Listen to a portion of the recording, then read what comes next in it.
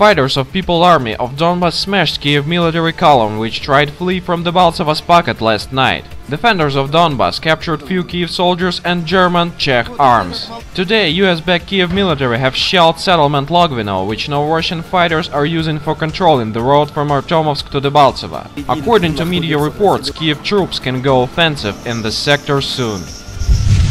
The US Army will train Kiev troops fighting against People's Army of Donbass in southeast of Ukraine, US Army Europe Commander Ben Hodges said before the start of Normandy 4 talks yesterday. The start of training is scheduled in March. We'll train them in security tasks, medical, how to operate in an environment where the Russians are jamming and how to protect themselves from Russian and rebel artillery, Hodges said. A delegation of US Army instructors has already arrived in Kiev. When US-backed Kiev troops will be, how always, smashed by army of miners and workers of Donbass, genius US generals will blame Russia again. Even US-designed Captain Ukraine's shield cannot protect Kiev heroes. Apparently rebels have used secret Russian armor. Hodges will sit and strut to his cabinet in Security Service of Ukraine building.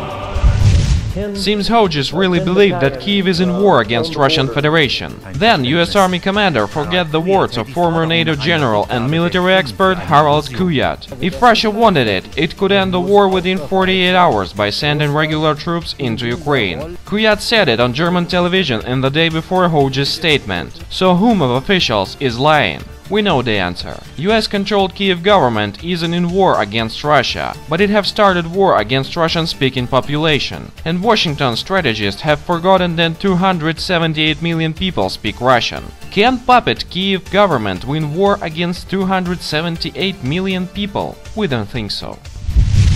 We remember, on February 10, 2015, US President Barack Obama called Russian President Vladimir Putin to once again harangue him about the Russian invasion of Ukraine before the talks in Minsk. One can even picture Putin wrestling a tiger somewhere, being handed his cell phone and told, "It's Obama." It must have been like one of those annoying telemarketing calls, ringing up over and over saying the same thing.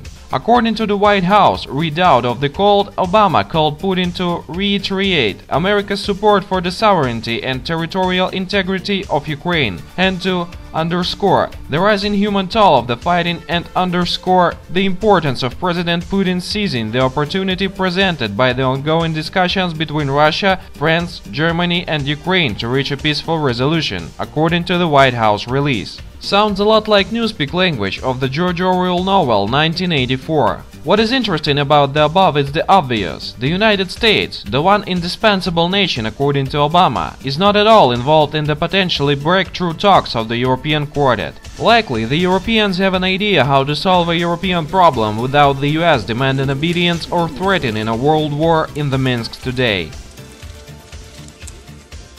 We thank our information partners for help with spreading this video news.